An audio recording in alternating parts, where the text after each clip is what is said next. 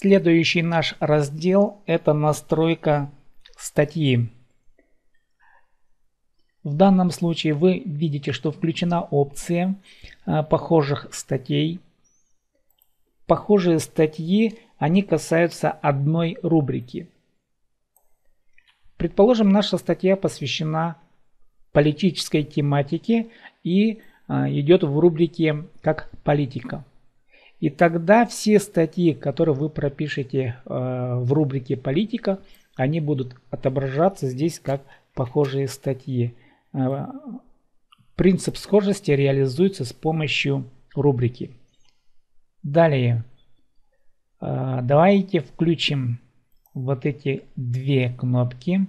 Кнопки, касающиеся связи с социальными сайтами и информации об авторе.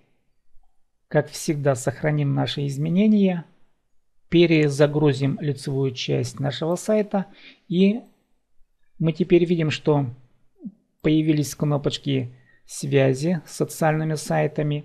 Как правило, это известно продвинутые, но надо заметить, что в данном случае это, конечно, все западные сайты, известно социальные сайты, но российских социальных сетевых сайтов здесь нет.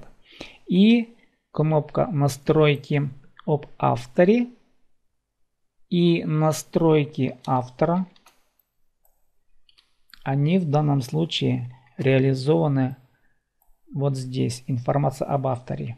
Если вы в профиле поставите фотографию, то ваша фотография будет здесь появляться.